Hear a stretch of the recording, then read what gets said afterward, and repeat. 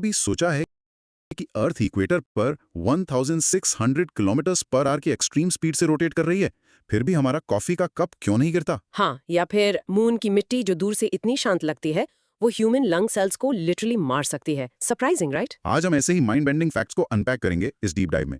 हमारा मिशन है इन सारे कॉम्प्लेक्स सोर्सेज को ब्रेक डाउन करना। एग्जैक्टली। आज हम एक मैसिव और एनर्जेटिक जर्नी पर हैं जहां हम 32 इनक्रेडिबल मिनी सेक्शंस कवर करेंगे। हम स्टार्ट करेंगे प्लांट जेनेटिक्स और एनिमल ब्लड बैंक से।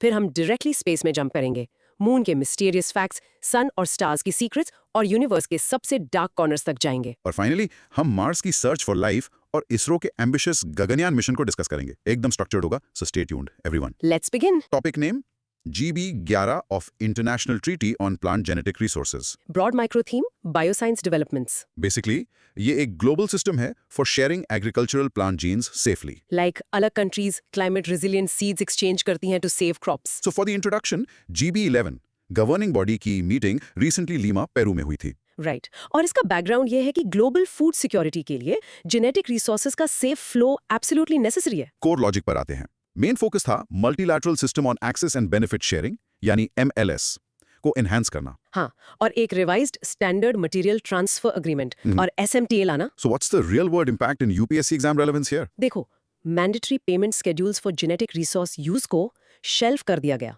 Till GB12। UPSC के लिए MLS और SMTA टर्म्स क्रूशियल है। Conclusion being benefit sharing policies अभी भी प्रोग्रेस में है, फाइनल नहीं हुई। Ready for some rapid cross questioning. Hit me. ये GB11 मीटिंग कहाँ हुई थी? लीमा, पेरू में। मेमोरी हैक के लिए लीमा बीन से एग्रीकल्चर ट्रीटी याद रखना। नाइस। किस सिस्टम को इंप्रूव करने की बात हुई है? दी MLS, मल्टीलैटरल सिस्टम। SMTA का फुल फॉर्म क्या है? Standard material transfer agreement. Mandatory payment schedules का क्या डिसीजन रहा? उनको शेल्फ करके नेक्स्ट सेशन GB12 के लिए छोड़ दिया। ये ट्रीटी स्पेसिफिकली किस सेक्टर के लिए है? Plant genetic resources for food and agriculture. Perfect. Now pause and practice saying GB11, Lima, MLS, SMTA. In short, GB11 in Lima focused on upgrading MLS and SMTA while delaying payment rules to GB12. Moving on. Topic name: Animal Blood Bank Network. Broad micro theme, bioscience developments. ये एक national framework है to standardise blood transfusion for animals. Like अगर किसी pet dog का accident हो जाए तो humans की तरह उसको भी रेगुलेटेड ब्लड बैंक से खून मिल सके। For the introduction, department of animal husbandry ने ड्राफ्ट गाइडलाइंस रिलीज की हैं for this network. The background is massive. India में over 536 million livestock है. We have the world's largest cattle population और animal husbandry contributes 5.5% to the national economy. Core logic देखा जाए तो India lacks a national regulatory framework. ये draft strongly prohibits monetary incentives for pet और livestock owners for blood donation. Real world impact is fascinating. Animals have multiple blood groups based on specific antigens. Cattle have 11, dogs 9, horses 8 and cats 4. Blood volume उनके body weight का 7 to 9% होता है। Conclusion ये है कि standardised care livestock economy को massive boost देगा। Cross questioning time. Let's do it.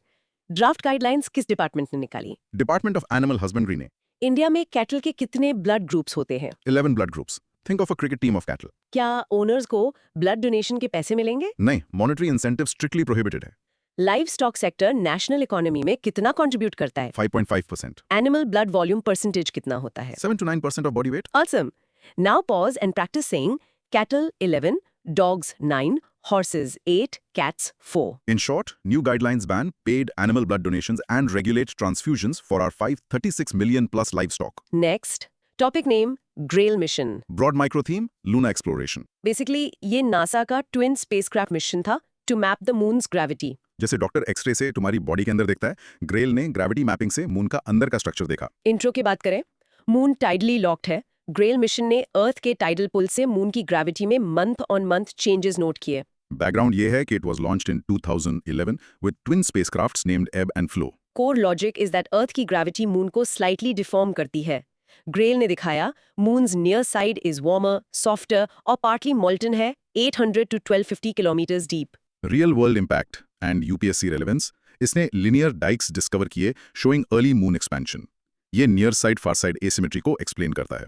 Conclusion: Grail proved why our moon is Janus faced with two contrasting sides. Ready for questions? Ask away. GRAIL का full form क्या है? Gravity recovery and interior laboratory. दोनों twin spacecrafts के नाम क्या थे? Ebb और flow. Linear features जो अर्ली एक्सपेंशन दिखाते हैं उन्हें क्या कहते हैं? डाइक्स। नियर और फार साइड के बीच टेम्परेचर डिफरेंस कितना प्रिडिक्टेड था? 100 to 200 डिग्री सेल्सियस। मून हमेशा एक फेस क्यों दिखाता है? क्योंकि वो टाइडली लॉक्ड है। Great, now pause and practice saying GRL, ebb and flow, tidally locked, dikes. In short, Grail measured gravity shifts to reveal a partly molten near side and a thicker far side crust. Next up, topic name moon dust. Broad micro theme, lunar exploration. ये moon की highly static और toxic मिट्टी है जो urban dust की तरह health hazard है। Example, Apollo astronauts ने रिपोर्ट किया कि ये डस्ट उनके स्पेस सूट्स पर चिपक गई और severe I and lung irritation cause की। Intro, lunar dust is statically charged, clinging to absolutely everything. Background, Artemis 2 mission 2026 में प्लान्ड है, तो सेफ लूना हैबिटेट्स डिजाइन करने के लिए इसको स्टडी करना क्रूशियल है। कोर लॉजिक, रिसर्चर्स ने इसको ब्रोंकियल और एल्वियोलर लंग सेल्स पर टेस्ट किया।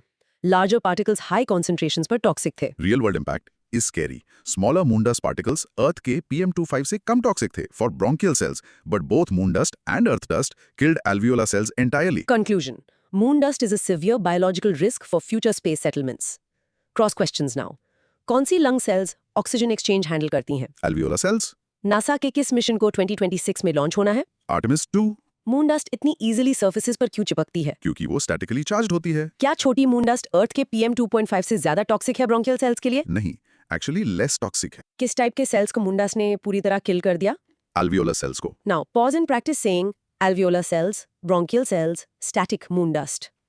In short, moon dust is statically charged and highly lethal to the oxygen-exchanging alveolar cells in our lungs.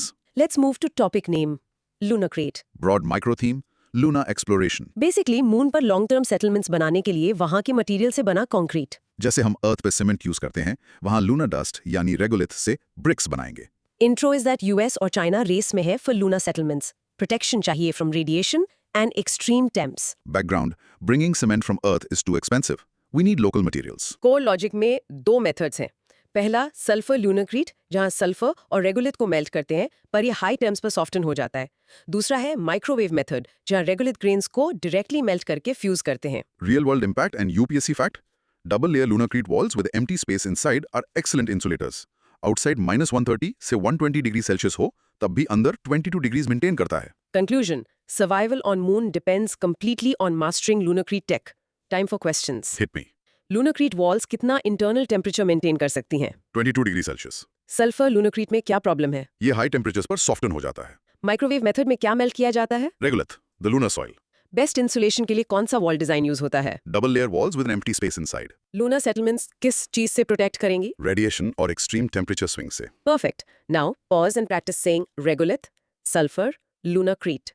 22 degrees. In short, melting lunar regolith or mixing it with sulfur creates lunarcrete to shield against extreme space conditions.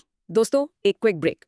अगर तुम्हें ये deep space और science की बातें mind blowing लग रही हैं, जैसे मून पे ब्रिक्स बनाना, तो अभी हमारे चैनल को सब्सक्राइब करो और नोटिफिकेशंस ऑन कर लो। हाँ, हम ऐसे ही deep knowledge easily break down करते हैं।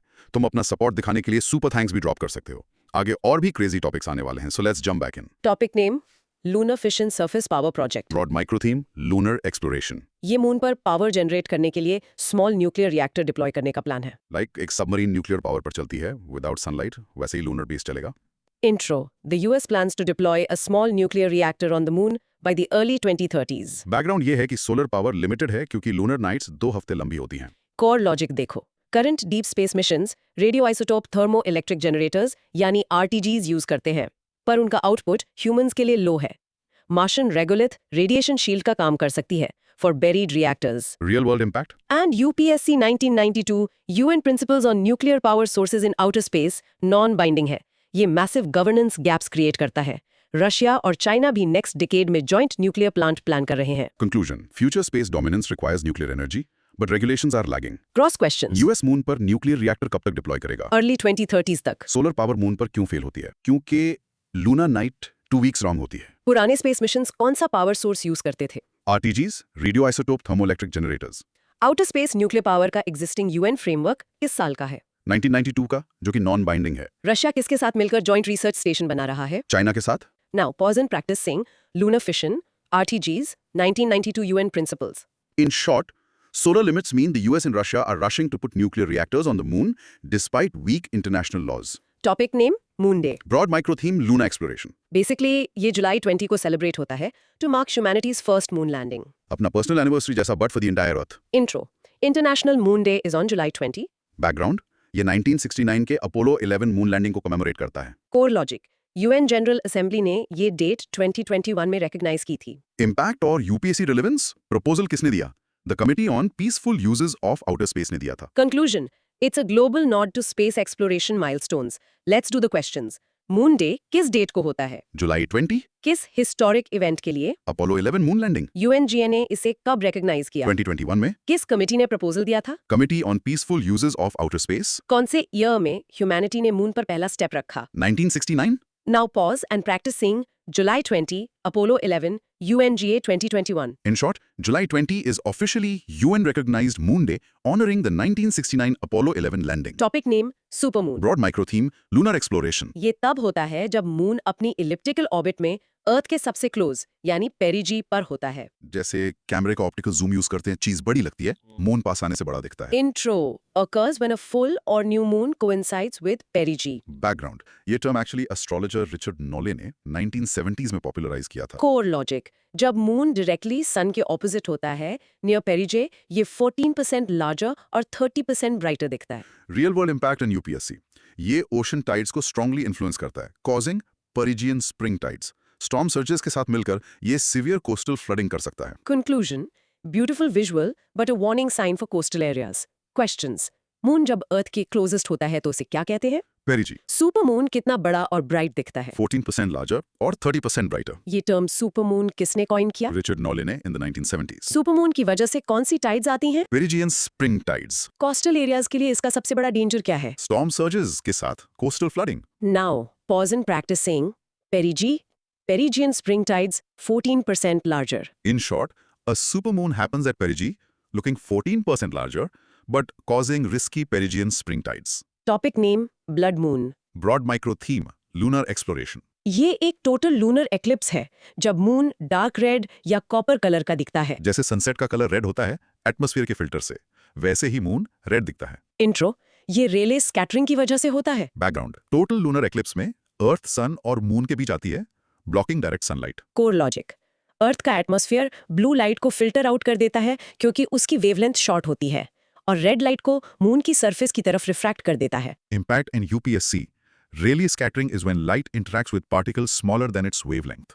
The exact shade of red depends on dust and smoke levels in Earth's atmosphere. Conclusion, it's a beautiful interplay of Earth's atmosphere and solar light. Cross questions. Blood moon के पीछे कौन सा scientific phenomena है? Rayleigh scattering, sky blue क्यों दिखता है? क्योंकि blue light की वेवलेंथ शॉर्ट होती है और स्ट्रांगली स्कैटर होती है. ब्लड मून किस टाइप के एक्लिप्स में होता है? टोटल लूनर एक्लिप्स में. अर्थ का एटमॉस्फेयर मून पर कौन सी लाइट रिफ्रैक्ट करता है? रेड लाइट, ब्लड मून का एग्जैक्ट शेड किस पर डिपेंड करता है? अर्थ के एटमॉस्फेयर के डस्ट और स्मोक लेवल्स पर. Now pause and practice saying Rayleigh scattering, short wavelength, refraction. In short, Rayleigh scattering filters out blue light, refracting red light onto the moon to create a blood moon. Next is topic name Theia. Broad micro theme, deep space. ये एक ancient celestial body है जो अर्थ से टकराई थी जिससे हमारा moon बना। Like दो गाड़ियां टकराएं और उनके पार्ट्स मिलकर एक छोटी गाड़ी बन जाएं. Intro. Researchers studying iron isotopes in lunar rocks, earth rocks, and meteorites found clues about Theia. Background, iron data was compared with zirconium and molybdenum. Core logic.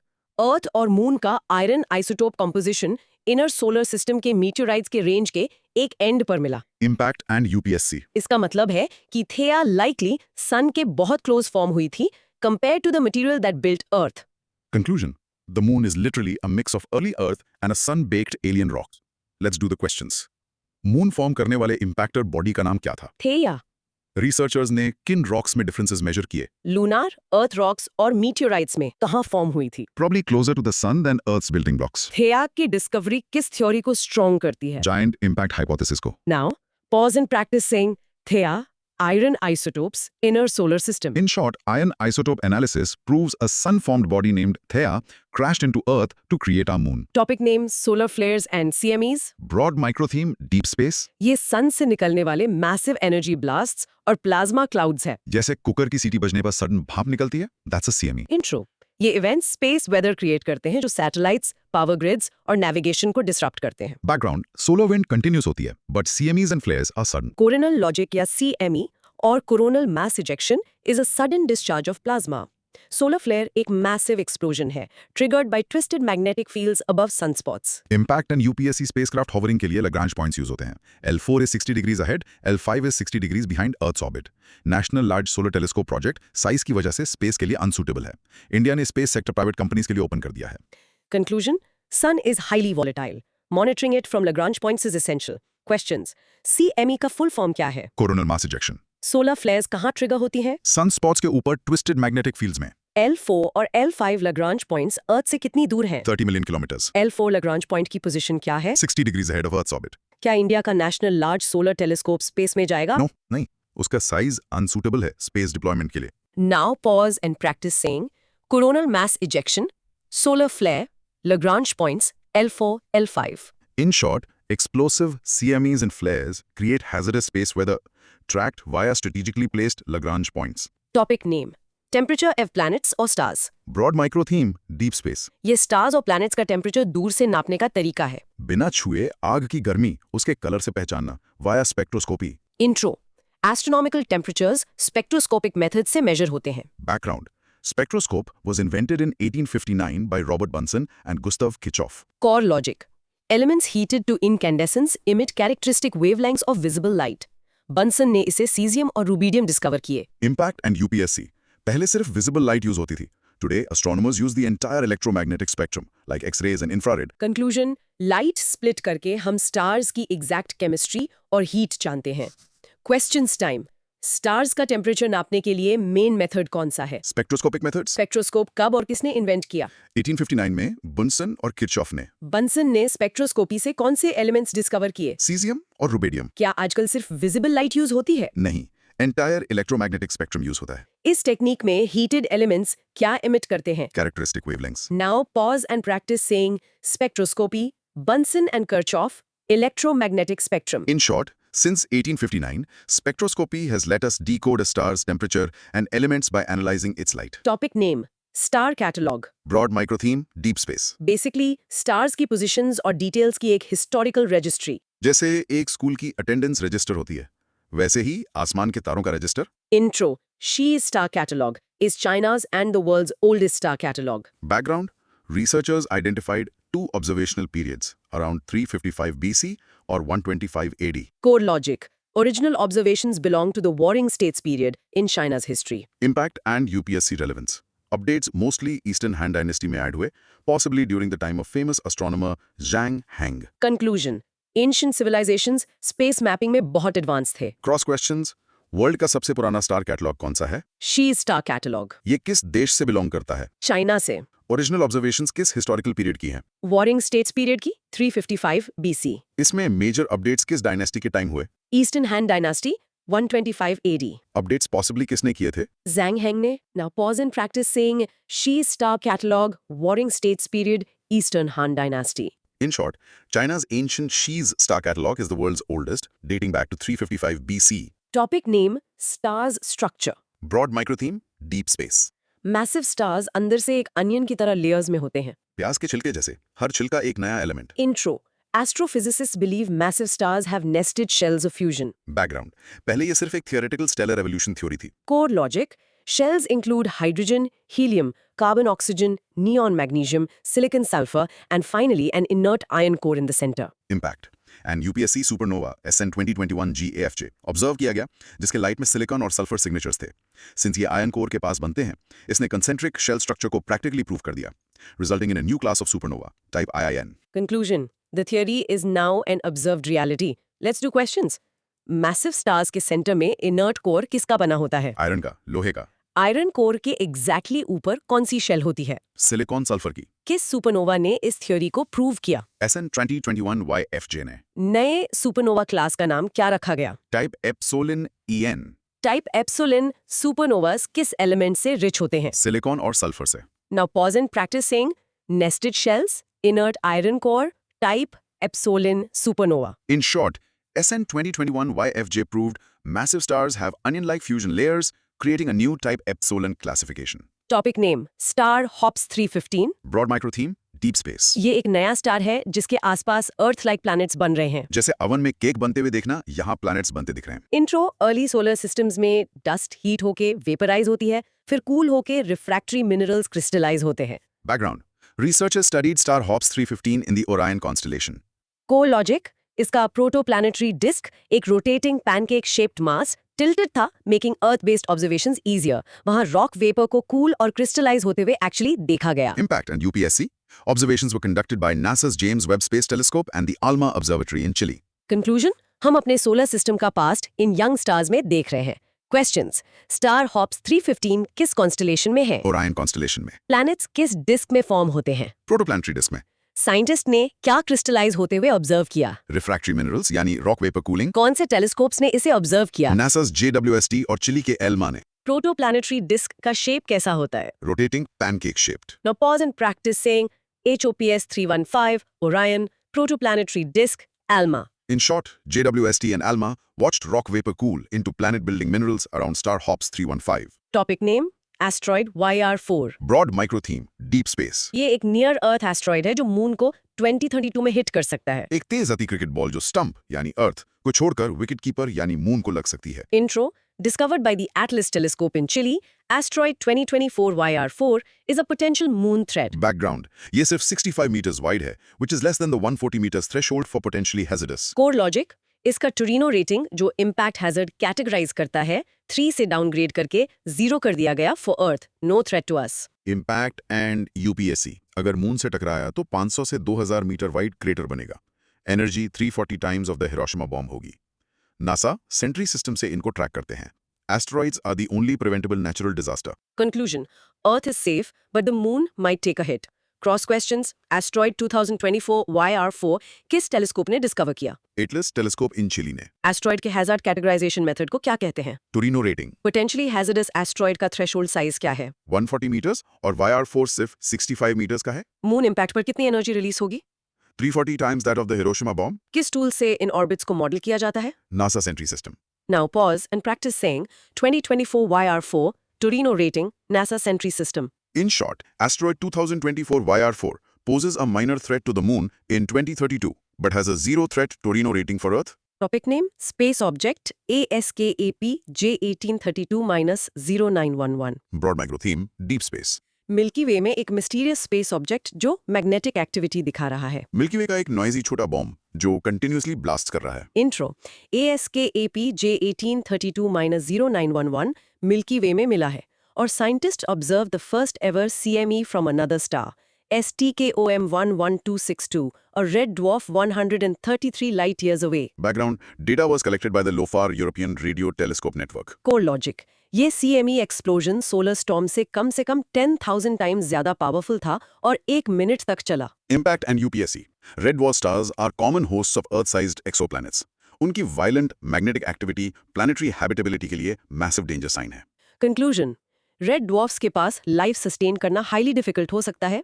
Questions time: दूसरे स्टार से first ever CME किस telescope network ने detect किया? LOFAR ने। ये CME किस star से आया था? STKM 11262, एक रेड ड्वार्फ स्टार। ये एक्सप्लोजन हमारे सोलर स्टॉर्म से कितना पावरफुल था? 10,000 टाइम्स ज्यादा। अर्थ साइज्ड एक्सोप्लैनेट्स कॉमनली किन स्टार्स के आसपास मिलते हैं? रेड ड्वार्फ्स के पास। क्या रेड ड्वार्फ्स का स्पेस वेदर शांत होता है? नहीं, हाईली वायलेंट और इरेटिक होता है। Now pause and practice saying ASKAP J1832-0911 Red Dwarf LOFAR telescope. In short, a massive CME from a red dwarf star proves that exoplanets around them face incredibly violent space weather. Topic name: Space Object 3 Atlas. Broad micro theme: Deep Space. एक Interstellar object जो दूसरे solar system से हमारे system में आया है। जैसे एक फॉरेन टूरिस्ट दूसरी कंट्री से डायरेक्ट आपके घर आ जाए। Intro: It was discovered by the Atlas Survey Telescope in Chile. Background: इसका नाम 3I Atlas है, representing its interstellar nature. Core logic: Interstellar क्यों? क्योंकि इसकी हाईली इलिप्टिकल ऑर्बिट और मैसिव वेलोसिटी थी 57 to 68 किलोमीटर्स पर सेकंड। Okay. इसका पाथ सेजिटेरियस कॉन्स्टलेशन से ट्रेस बैक होता है। Impact and UPSC: NASA confirmed it poses no threat. इसमें रिच वाटर आइस और एंशिएंट ओरिजिन्स हैं जो दूसरे स्टार सिस्टम का प्राइमोर्डियल मटेरियल स्टडी करने का रेयर चांस देता है। Conclusion: A frozen time capsule from outside our solar system. Let's do questions. 3IA Atlas object का ओरिजिन कैसा है? इंटरस्टेलर मतलब दूसरे स्टार सिस्टम से। इसे इंटरस्टेलर क्यों माना गया? इसकी हाईली इलिप्टिकल ऑर्बिट और मैसिव वेलोसिटी के कारण। इसका पाथ किस कॉन्स्टलेशन की तरफ ट्रेस होता है? सेजिटेरियस, इस ऑब्जेक्ट में साइंटिस्ट को क्या हाईली वैल्यूएबल चीज मिली? Rich water ice content. ये ऑब्जेक्ट थ्रेट है या नहीं? NASA confirmed, no threat to Earth. Now pause and practice saying 3ALTLS Interstellar Sagittarius Water Ice. In short, 3ALTLS is an icy interstellar visitor from Sagittarius, offering clues about alien star systems. Topic name Andromeda versus Milky Way. Broad micro theme, deep space. हमारी Galaxy और पड़ोसी Galaxy के टकराने का long term prediction. दो massive शहर धीरे धीरे एक दूसरे की तरफ बढ़ रहे हैं, पर शायद ट्रैफिक रुक जाए। Intro.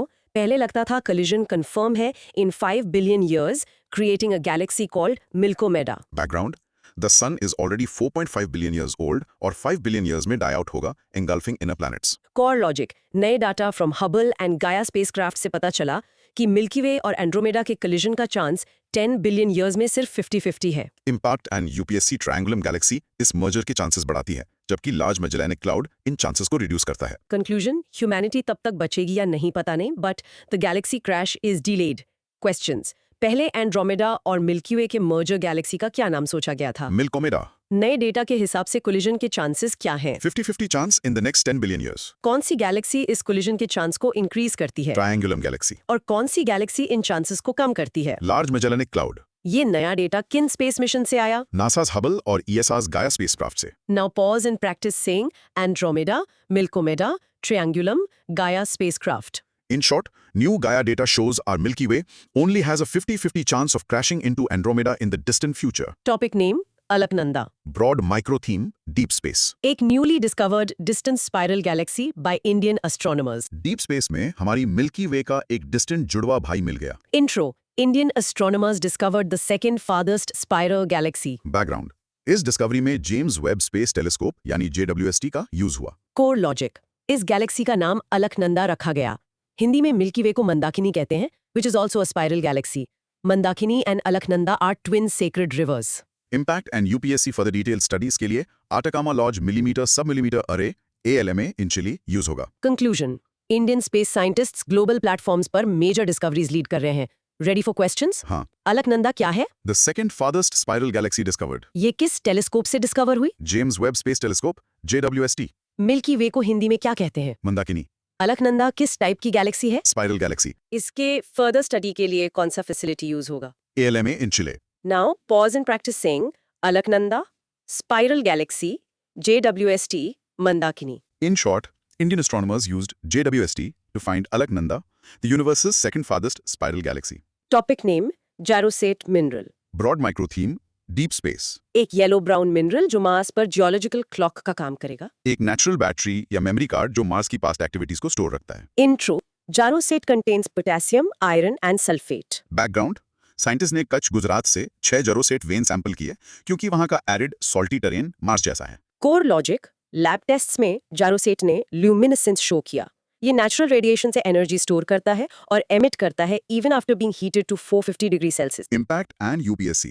Due to its toughness, future rovers jarosite को easily read करके dust storms, flood deposits और volcanic ash को date कर पाएंगे using small heaters and LEDs. Conclusion.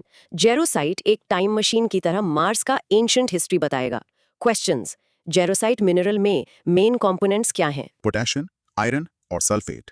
India में मार्स जैसा टेरेन कहाँ से सैंपल किया गया? कच्छ गुजरात से. जेरोसाइट एनर्जी स्टोर करके कौन सी प्रॉपर्टी दिखाता है? Luminescence. ये प्रॉपर्टी कितने टेम्परेचर तक सर्वाइव कर सकती है? 450 डिग्री सेल्सियस तक. फ्यूचर रोवर्स इसे किस काम के लिए यूज करेंगे? As a geological clock to date dust storms and volcanic ash. Now pause and practice saying jarosite, luminescence, Kutch Gujarat, geological clock. In short, luminescent jarosite minerals found in Kutch mimic Martian soil, acting as geological clocks to date Mars's history. Topic name super kilonova. Broad micro theme, deep space. Neutron stars के टकराने के बाद एक massively bright cosmic explosion. एक पटाखे के अंदर दूसरा बड़ा पटाखा फटना. इंट्रो. नॉर्मल किलोनोवा तब होता है जब न्यूट्रॉन स्टार्स कोलाइड करके हेवी एलिमेंट्स बनाते हैं, like gold and platinum. Background: पर सुपर किलोनोवा में एक एडिशनल एनर्जी सोर्स होता है. Core logic. मर्जर के बाद इजेक्टेड मैटर वापस फॉल करता है, हॉटर हो जाता है और सराउंडिंग इजेक्टा को हीट करता है. ये उसे नॉर्मली से ब्राइटर, ब्लूअर और लॉन्गर लास्टिंग बना देता है. Impact and UPSC. इसका दूसरा रीजन मैसिव ब्लैक होल को ब्लो अप करने वाला सुपरनोवा भी हो सकता है. Black holes Hawking radiation leak करते हैं जो क्वांटम ग्रेविटी स्टडी करने के लिए बेस्ट है। Conclusion. Space is actively manufacturing the gold we wear through these super explosions. Questions. Kilonova explosions कौन से precious elements बनाते हैं? गोल्ड, प्लैटिनम, नियोडीनियम, किलोनोवा किन ऑब्जेक्ट्स के स्मैश होने से बनता है? न्यूट्रॉन स्टार्स के। सुपर किलोनोवा किलोनोवा से अलग कैसे है? उसमें एडिशनल एनर्जी सोर्स होता है making it brighter and bluer. Black hole से लीक होने वाली एनर्जी को क्या कहते हैं? हॉकिंग रेडिएशन, हॉकिंग रेडिएशन किस सबफील्ड को स्टडी करने में हेल्प करती है? Quantum gravity. Now pause and practice saying super kilonova, neutron stars, Hawking radiation. In short, colliding neutron stars create bright superkilonovas, forging heavy metals like gold and platinum in space. Topic name James Webb space telescope और JWST. Broad micro theme, deep space. Space history का सबसे advanced telescope जो universe के initial stages को देख सकता है. एक टाइम मशीन जो बिग बैंग के जस्ट बाद का टाइम लाइव रिकॉर्ड कर रहा है। Intro. It's a joint mission of NASA, ESA or CSA launched in 2021. Background, it examines cosmic history from the Big Bang to our solar system. Core logic इसके 4 main themes हैं. Looking back 13.5 billion years, comparing galaxy assembly, observing star and planetary birth, और exoplanet atmospheres observe करना for building blocks of life. Impact and UPSC, JWST has already spotted some of the oldest galaxies ever seen, completely redefining astronomy. Conclusion, JWST is literally rewriting our textbooks. Ready for questions? Yep. JWST कब launch हुआ था? 2021 में इसमें NASA के साथ और कौन सी agencies हैं? यूरोपियन स्पेस एजेंसी ESA और Canadian space agency CSA। JWST कितने साल पुरानी लाइट देख सकता है? 13.5 बिलियन years back। इसके साइंस गोल्स कितने थीम्स में ग्रुप्ड हैं? 4 themes में। क्या JWST एक्सोप्लैनेट्स की सर्च कर सकता है? हाँ, उनके एटमॉस्फेयर्स को ऑब्जर्व करता है for science of life. Now pause and practice saying JWST, ESA, CSA, 13.5 billion years. In short, launched in 2021, JWST peers 13.5 billion years into the past to study the very first stars and galaxies. Topic name Galaxies. Broad micro theme deep space. Stars, gas और dust के massive collections जो universe के building blocks हैं. जैसे अर्थ पर अलग-अलग continents हैं, space में अलग-अलग गैलेक्सीज। इंट्रो. विजिबल यूनिवर्स इन्हीं से बना है. हर एक में बिलियंस ऑफ स्टार्स होते हैं. बैकग्राउंड मेनली 2 टाइप्स की होती हैं, एलिप्टिकल और spiral. Core logic, a typical spiral Galaxy जैसे हमारी मिल्की वे में एक सेंट्रल बल्ज और एक आउटर डिस्क होती है. Impact and UPSC, modern astronomy दिखाती है कि मैसिव गैलेक्सीज छोटी गैलेक्सीज के मर्ज होने से बनी हैं। प्रेजेंट डे गैलेक्सीज का हाफ मास लास्ट 8 बिलियन ईयर्स में एक्वायर हुआ है। Conclusion, our universe is constantly eating its own smaller pieces to grow bigger. Questions, galaxies broadly किन 2 टाइप्स में क्लासिफाइड हैं? एलिप्टिकल और स्पाइरल। स्पाइरल गैलेक्सी के 2 मेन स्ट्रक्चरल कंपोनेंट्स क्या होते हैं? एक सेंट्रल बल्ज और एक डिस्क। प्रेजेंट डे गैलेक्सीज का हाफ मास कितने टाइम पीरियड में आया है? लास्ट 8 बिलियन ईयर्स में। मैसिव गैलेक्सीज कैसे फॉर्म होती हैं? स्मॉलर गैलेक्सीज के मर्ज और कोएलेश होने से। हमारी मिल्की वे किस टाइप की गैलेक्सी है? Spiral Galaxy. Now, pause and practice saying elliptical, spiral, central bulge, disk. In short, galaxies are cosmic building blocks, mainly elliptical or spiral, constantly growing by merging over billions of years. Topic name, black hole merger. Broad micro theme, deep space. जब 2 black holes टकराकर एक massive black whole बनाते हैं और gravitational waves release करते हैं. पानी में 2 मैसिव पत्थर फेंकना जिससे स्पेस टाइम में रिपल्स पैदा हों। Intro, observatories like LIGO, Virgo and Kagra ये स्पेस टाइम रिपल्स डिटेक्ट करती हैं. बैकग्राउंड, LIGO ने फर्स्ट डिटेक्शन 2015 में की थी, proving Einstein's general theory of relativity. LIGO India is planned in Hingoli, Maharashtra. Core logic, J2W32123 merger discovered हुआ with 137 and 103 solar masses. Both were spinning very fast, proving big black holes form from mergers. Impact and UPSC, in 2025, GW250114 was detected, proved Hawking's black hole area theorem from 1971 that event horizon area never decreases. Also confirmed Kerr solution via post-merger ringing. Conclusion, black hole mergers are the ultimate physics test labs. Questions, gravitational wave detect करने वाली 3 major observatories कौन सी हैं? LIGO, Virgo और कागरा। LIGO India Observatory कहाँ बन रही है? Hingoli district, Maharashtra में। 2015 LIGO डिटेक्शन ने आइंस्टाइन की कौन सी थ्योरी प्रूफ की? General theory of relativity. GW250114 event ने हॉकिंग का कौन सा थ्योरम प्रूफ किया? Black hole area theorem of 1971। Post merger ringing ने कौन सा सोल्यूशन वैलिडेट किया? खास solution for rotating black holes. Now pause and practice saying LIGO Hingoli, GW250114, Hawking area theorem, Kerr solution. In short, black hole crashes create gravitational waves, proving Einstein and Hawking's theories via detectors like LIGO. Topic name, Universe. Broad micro theme, deep space, हमारी पूरी existence जिसका कोई centre, edge या top bottom नहीं है। एक balloon का surface जिसे फुलाने पर सब पॉइंट्स एक दूसरे से दूर जाते हैं, कोई सेंट्रल पॉइंट नहीं होता। Intro. The universe bends space and time. It has no top, bottom, middle or center. Background, human mind एक 3D बॉक्स समझने का आदी है, इसलिए हम फंस जाते हैं। Spreading out everywhere simultaneously. इसके ना कोई एजेस हैं ना vertices. Conclusion. We are both at the center and nowhere at all. Questions.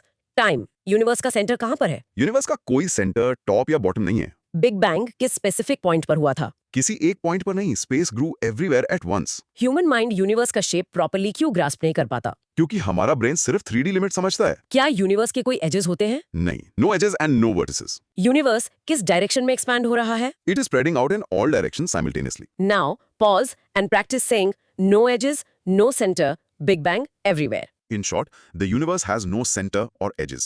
The Big Bang happened everywhere simultaneously as space expanded. Topic name: Life on Mars. Broad micro theme, bioscience developments. Mars पर biological signatures ढूंढने की centuries पुरानी कोशिश। एक पुराने घर में dust देखकर गैस करना कि वहां सालों पहले कौन रहता था। इंट्रो: ये 1976 के नासा वाइकिंग मिशन से स्टार्ट हुआ जहां मेटाबॉलिज्म साइंस मिले पर ऑर्गेनिक्स नहीं। बैकग्राउंड, 1996 मीटियोराइट ALH 84001 में माइक्रोफॉसिल्स मिले, पर बाद में प्रूव हुआ कि नॉन बायोलॉजिकल प्रोसेस थे। कोर लॉजिक: रिसेंटली परसेवेरेंस रोवर ने जेजेरो क्रेटर में मडस्टोन्स पाए हैं। इम्पैक्ट एंड UPSC, इन मडस्टोन्स में कार्बन, फेरस फॉस्फेट और सल्फाइड मिनरल्स हैं। स्टडी सेज ये कॉम्बिनेशंस बायोलॉजिकल प्रोसेसेस इंडिकेट कर सकते हैं। Conclusion: This search is narrowing down to Jezero crater's mud. Let's do questions. 1976 में मार्स पर मेटाबॉलिज्म साइंस किस मिशन ने दिखे? नासा के वाइकिंग मिशन ने। 1996 में किस मीटियोराइट में माइक्रोफॉसिल्स दिखे थे? ALH 84001। नए डेटा के हिसाब से परसिवियरेंस रोवर को मड स्टोन्स कहाँ मिले? जेजेरो क्रेटर में। इन मड स्टोन्स में कौन से मिनरल्स मिले हैं? कार्बन, फेरस फॉस्फेट और सल्फाइड। ये मिनरल्स मिलना क्या सजेस्ट करता है? Potential past biological processes. Now pause and practice saying Viking mission, ALH 84001, Jezero crater, ferrous phosphate. In short, from Viking in 1976 to Perseverance today, scientists are finding mudstones in Jezero crater that might hint at ancient Mars life. Topic name: MAVEN Mars. Broad micro theme, deep space. NASA का orbiter जो समझ रहा है कि Mars का पानी और हवा कहाँ गायब हो गए। एक डिटेक्टिव जो चेक कर रहा है कि मार्स का एटमॉस्फेरिक चादर किसने उड़ा लिया। Intro: Mars Atmosphere and Volatile Evolution, यानी MAVEN spacecraft. NASA recently lost contact with it. Background, ये अपर थिन एटमॉस्फेयर, आयनोस्फीयर और सोलर विंड इंटरेक्शंस मेजर करता है।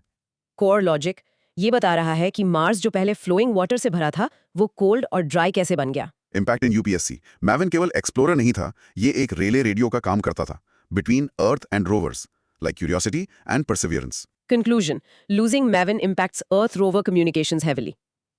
Questions: MAVEN का फुल फॉर्म क्या है? Mars atmosphere and volatile evolution. NASA का MAVEN के साथ क्या इशू हुआ? NASA lost contact with the spacecraft. MAVEN क्या स्टडी कर रहा था?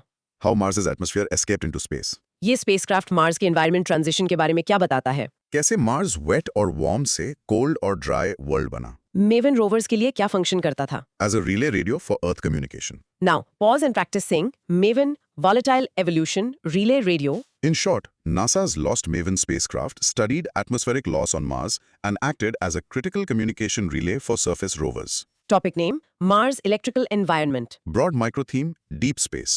मार्स के डस्ट स्टॉर्म से पैदा होने वाली इंटेंस इलेक्ट्रिकल स्पार्किंग। जैसे ड्राई वेदर में स्वेटर उतारते टाइम स्पार्क्स निकलते हैं, वैसा मार्स पर पूरे प्लैनेट में होता है।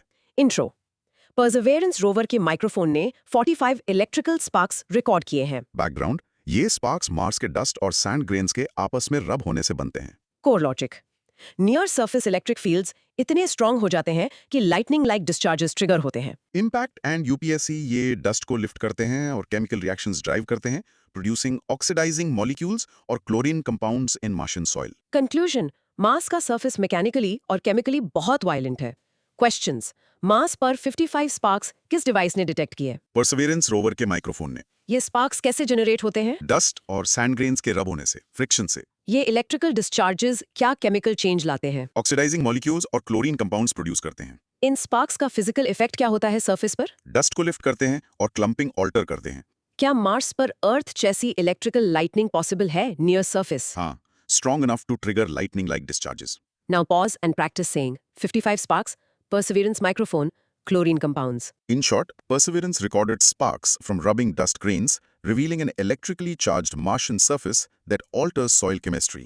Topic name: Rare Earth Hypothesis. Broad micro-theme, bioscience developments. एक थ्योरी की सिंपल लाइफ कॉमन हो सकती है, पर कॉम्प्लेक्स ह्यूमंस जैसी लाइफ यूनिवर्स में एक्सट्रीमली रेयर है। बैक्टीरिया तो हर नाली में है, पर इंसान बनने के लिए बहुत स्पेशल लॉटरी जीतनी पड़ती है। Intro, proposed in 2000 by Peter Ward and Donald Brownlee. Background, Kepler mission ने बताया कि Earth size planets in habitable zones बहुत कॉमन है। Core logic. तो डिबेट शिफ्ट हो गई from planet location to planet properties like atmosphere retention. Impact and UPSC, M dwarf stars के planets atmosphere lose कर देते हैं due to intense stellar radiation. Long term climate stability via plate tectonics complex life के लिए helpful है। Conclusion: complex Earth-like ecosystems might truly be a rare cosmic miracle. Questions: Rare Earth hypothesis कब और किसने propose की? 2000 में Peter ward और Donald Brownlee ने। किस मिशन डेटा ने बताया कि अर्थ-साइज्ड प्लैनेट्स कॉमन है? केपलर मिशन ने। हैबिटेबल जोन के अलावा अब साइंटिस्ट का मेजर फोकस क्या है? प्लैनेट की एटमॉस्फेयर रिटेंशन कैपेबिलिटी पर। एम ड्वार्फ स्टार्स अपने प्लैनेट्स को कैसे रुइन करते हैं? इंटेंस स्टेलर रेडिएशन से उनका एटमॉस्फेयर डिस्ट्रॉय करके। अर्थ का कौन सा जियोलॉजिकल फीचर क्लाइमेट स्टेबिलिटी में हेल्प करता है? Plate tectonics. Now, pause and practice saying Rare Earth Hypothesis, Ward and Brownlee, Kepler Mission, M dwarf stars. In short, despite many Earth-sized planets existing, the rare Earth hypothesis argues complex life is exceedingly rare due to harsh stellar conditions.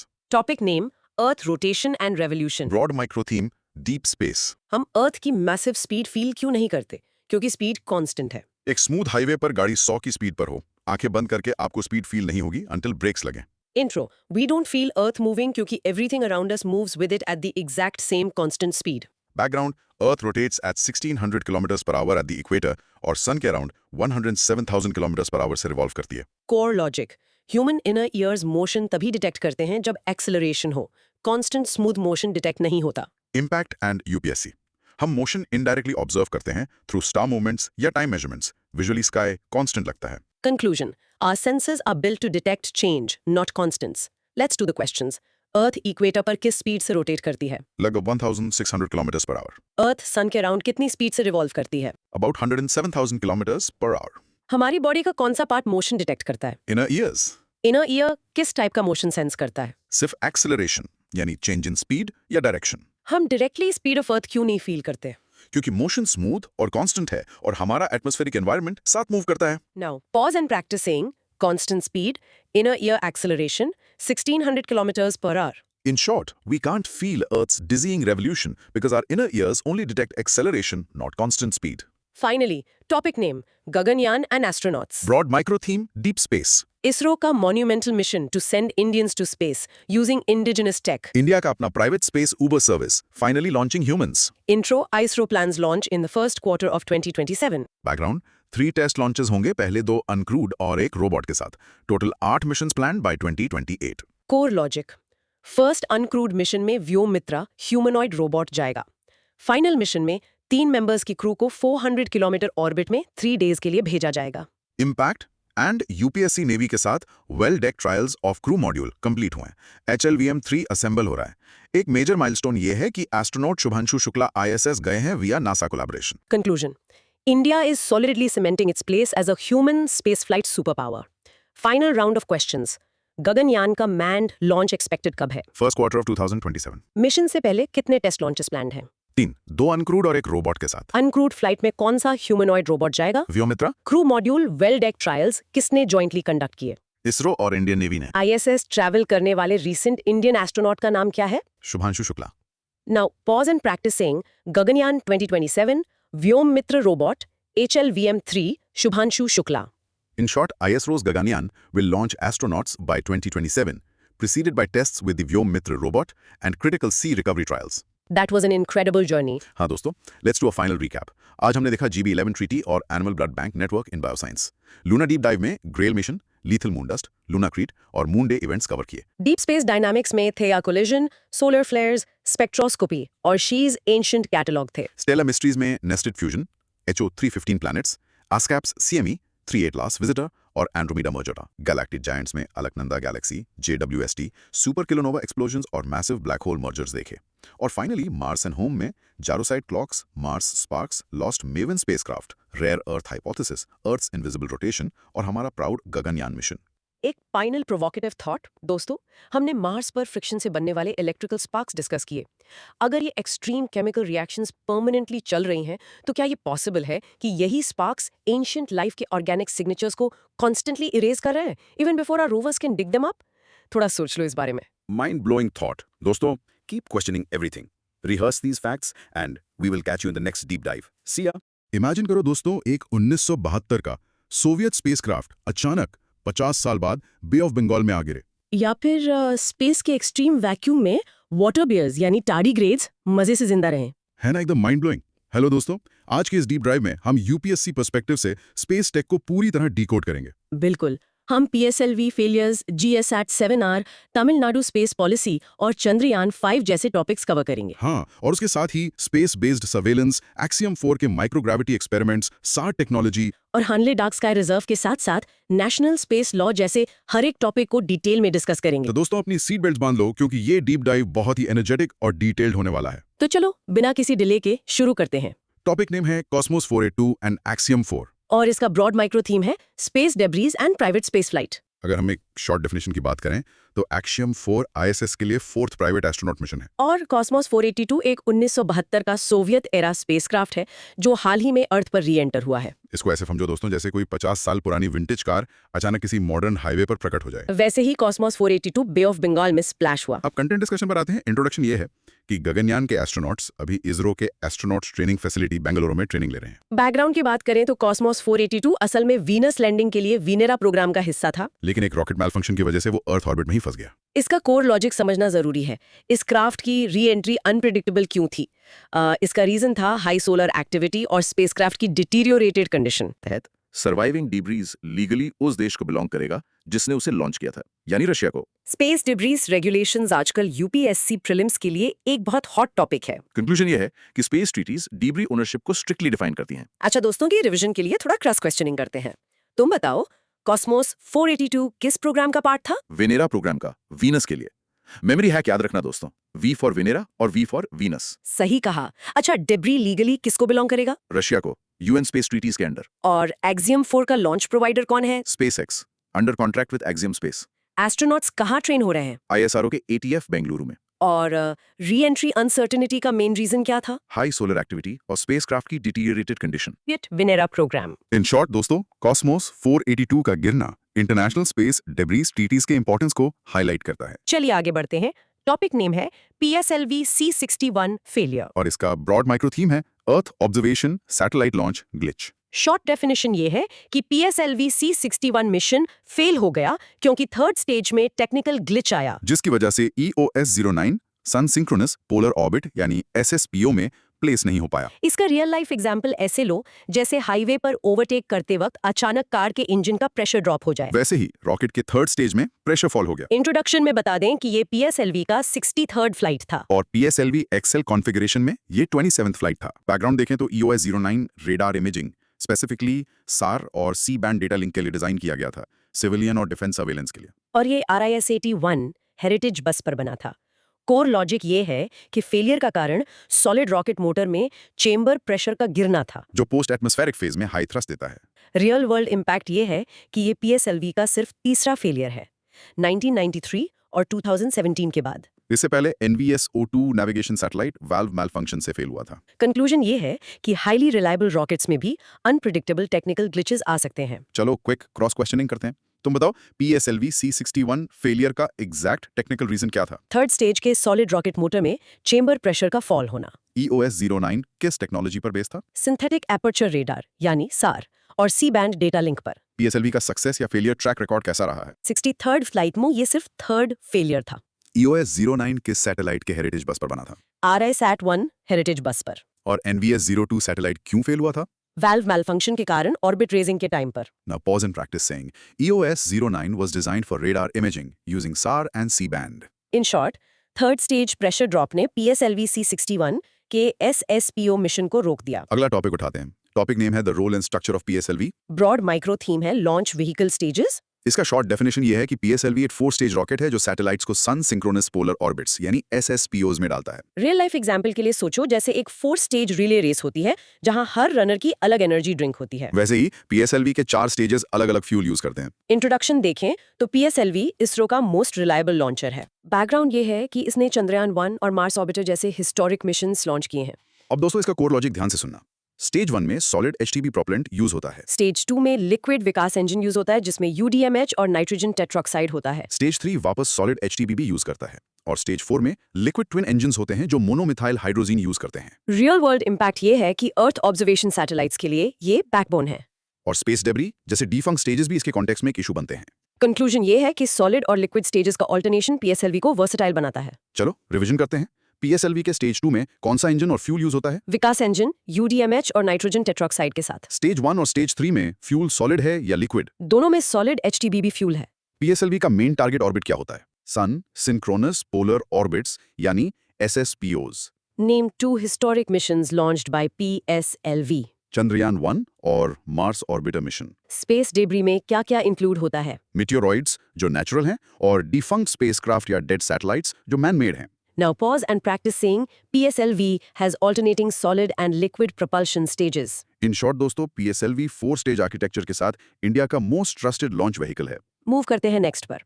Topic name है ISRO launches GSAT-7R। और इसका broad micro theme है defence communication satellite. Clear heading ये है दोस्तों कि GSAT-7R the navy's secure WiFi in space है। Short definition में GSAT-7R जिसे CMS-03 भी कहते हैं नेवी का एडवांस्ड कम्युनिकेशन सैटेलाइट है जिसे LVM-3 ने GTO में लॉन्च किया। रियल लाइफ एग्जांपल सोचो कि इंडियन नेवी के शिप्स और सबमरीन्स के लिए स्पेस में एक डेडिकेटेड अनहैकेबल वाईफाई राउटर लगा दिया गया हो। इंट्रोडक्शन ये है कि 4400 kgs का ये सैटेलाइट इंडिया का हेवीएस्ट कम्युनिकेशन सैटेलाइट है जो इंडियन सॉइल से लॉन्च हुआ है। बैकग्राउंड की बात करें तो इसे LVM-3 जिसे बाहुबली भी कहते हैं उसके M5 मिशन के थ्रू जियोसिंक्रोनस ट्रांसफर ऑर्बिट में डाला गया। कोर लॉजिक ये है कि ये इंडियन ओशन रीजन में रोबस्ट कवरेज देगा। यह हैवी इसलिए है क्योंकि इसमें C, Q और K बैंड्स के लिए लार्ज डिप्लॉयबल एंटेनास और हाई पावर एम्पलीफायर्स हैं। और ये केमिकल प्रोपल्शन सिस्टम यूज करता है। रियल वर्ल्ड इम्पैक्ट देखें तो मैरिटाइम ऑपरेशंस और नेशनल सिक्योरिटी के लिए सीमलेस कनेक्टिविटी बहुत क्रूशियल है। कंक्लूजन ये है कि GSAT-7R इंडिया की नेवल सर्वेलेंस और कम्युनिकेशन कैपेबिलिटीज को मल्टीप्लाई कर देगा। Time for cross questions. GSAT-7R किस आर्म्ड फोर्स के लिए है? इंडियन नेवी के लिए। इसे किस लॉन्च व्हीकल से लॉन्च किया गया? LVM-3 जिसे बाहुबली भी कहते हैं। GSAT-7R का वेट कितना है? Approximately 4,400 kgs, making it the heaviest communication satellite from Indian soil.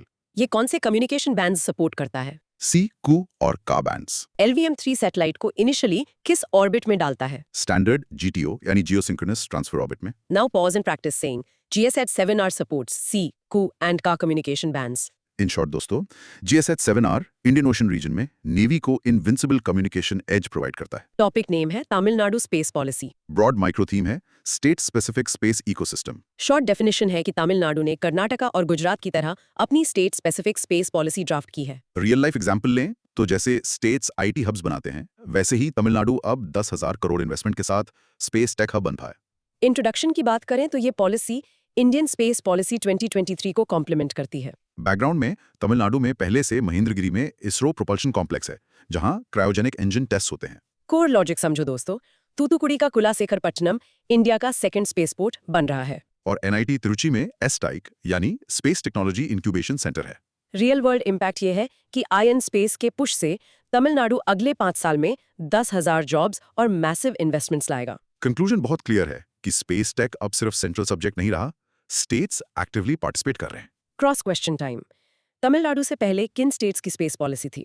Karnataka और गुजरात की वैली में। NIT त्रिची में कौन सा सेंटर खुला है? STIC मतलब स्पेस टेक्नोलॉजी इंक्यूबेशन सेंटर। इस पॉलिसी का इन्वेस्टमेंट टारगेट क्या है? 10,000 crore in the next 5 years। Now pause and practice saying Kulasekarapattinam is selected for India's second spaceport. In short Tamil Nadu space policy private participation और स्टेट लेवल स्पेस इंफ्रास्ट्रक्चर को boost करेगी। आगे बढ़ते हैं। टॉपिक नेम है अंतरिक्ष प्रयोगशाला।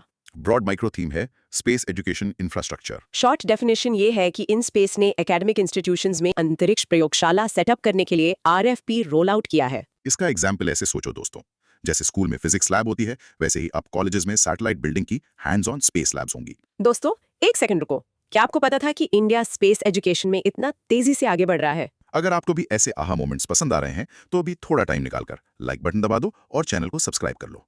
चलिए आगे बढ़ते हैं। इंट्रोडक्शन ये है कि ये स्टूडेंट्स को स्पेस टेक कोर्सेज में प्रैक्टिकल एक्सपोजर देगा। बैकग्राउंड देखें तो 7 एकेडमिक इंस्टीट्यूशंस को फेज वाइज सिलेक्ट किया जाएगा, यानी 1 लैब पर जोन। इसका कोर लॉजिक ये है कि इन स्पेस 75% फाइनेंशियल सपोर्ट देगा, जो 5 करोड़ पर इंस्टीट्यूशन पर कैप्ड है। और नॉन गवर्नमेंट एंटिटीज यानी NGEs भी इसे इस्तेमाल कर पाएंगे। रियल वर्ल्ड इम्पैक्ट इसका ये है कि ये स्कीम ग्रासरूट्स लेवल पर स्पेस साइंटिस्ट तैयार करेगी। कंक्लूजन ये बनता है कि एजुकेशन और प्रैक्टिकल स्पेस टेक्नोलॉजी का परफेक्ट ब्रिज है अंतरिक्ष प्रयोगशाला। चलो टेस्ट करते हैं। स्पेस लैब्स का ऑफिशियल नाम क्या है? अंतरिक्ष प्रयोगशाला। ये इनिशिएटिव किसने शुरू किया? INS space. कितनी इंस्टीट्यूशन सिलेक्ट की जाएंगी? टोटल 7 इंस्टीट्यूशंस, 1 पर जोन। फाइनेंशियल सपोर्ट का कैप कितना है? 5 करोड़ पर institution. INS space project cost का कितना % फंड करेगा? Up to 75% of the total project cost. Now pause and practice saying INS Space will fund up to 75% for अंतरिक्ष प्रयोगशाला। In short, space labs Indian students को direct satellite engineering का experience देंगी। Topic name है HLSSLV। Broad micro theme है Commercial Space Tech Transfer। Short definition है कि HL ने इसरो से 511 करोड़ की transfer of technology deal secure की है SSLVs को बिल्ड और ऑपरेट करने के लिए। इसका रियल लाइफ एग्जाम्पल, जैसे एक मास्टर शेफ अपनी सीक्रेट रेसिपी एक रेस्टोरेंट चेन को दे दे ताकि वो हजारों लोगों को सर्व कर सके।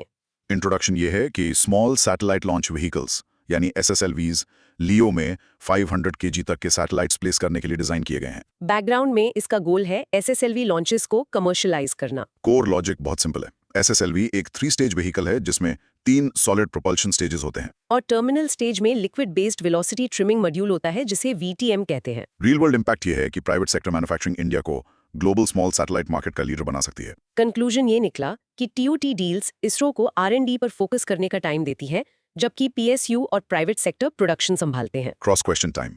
SSLV TOT डील कितने करोड़ की है? 511 करोड़ की। SSLV की पेलोड कैपेसिटी क्या है? अंडर 500 kg इनटू लो अर्थ ऑर्बिट। SSLV में कितने सॉलिड स्टेजेस हैं? 3 सॉलिड प्रोपल्शन स्टेजेस हैं।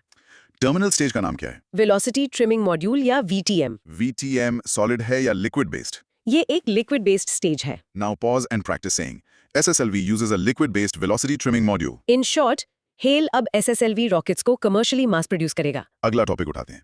टॉपिक नेम है LVM3 details. Broad micro theme है heavy lift launch vehicles. Short definition ये है कि LVM3 जिसे पहले GSLV M3 कहते थे, इसरो का हेवीएस्ट रॉकेट है जो सॉलिड, लिक्विड और क्रायोजेनिक इंजन्स यूज करता है। रियल लाइफ एग्जाम्पल में इसको इसरो का हेवी कार्गो ट्रक समझो, जो 8 हाथियों के बराबर यानी 8000 kg वजन लो अर्थ ऑर्बिट में ले जा सकता है। इंट्रोडक्शन देखें तो LVM3 8000 kg LEO में और 4000 kg GTO में डाल सकता है। बैकग्राउंड ये है कि ह्यूमन स्पेस फ्लाइट यानी गगनयान के लिए इसरो अपना थ्रस्ट बढ़ा रहा है। Cryogenic upper stage total velocity का 50% प्रोवाइड करता है। कोर लॉजिक ये है कि C25 स्टेज जिसमें 20 टन्स थ्रस्ट है, उसको C32 स्टेज से अपग्रेड किया जा रहा है जिसमें 22 टन्स थ्रस्ट और 32,000 kg फ्यूल होगा। और इसरो सेमी क्रायोजेनिक इंजन भी ला रहा है जो रिफाइंड केरोसिन और लिक्विड ऑक्सीजन पर चलेगा, जो सस्ता और बेटर होगा। रियल वर्ल्ड इम्पैक्ट ये है कि हेवीएस्ट पेलोड अब तक OneWeb मिशन के लिए 5800 kg था। GSLVs टेलीकम्युनिकेशन के लिए क्रूशल है, जो 35,786 किलोमीटर पर जियो में होते हैं। कंक्लूजन ये है कि cryogenic and semi cryogenic tech ISRO की डीप स्पेस कैपेबिलिटीज को डिफाइन करती है। चलिए क्विकली रिवाइज करते हैं। LVM3 का पुराना नाम क्या था? GSLV MK3 LVM3 की लियो कैपेसिटी कितनी है? Up to 8000 kg, new cryogenic stage C32 का थ्रस्ट कितना है? 22 tons thrust. Semi cryogenic engine में कौन सा फ्यूल यूज होगा? रिफाइंड केरोसिन और लिक्विड ऑक्सीजन। जियो की एल्टीट्यूड क्या है? 35,786 किलोमीटर अबव अर्थ्स इक्वेटर।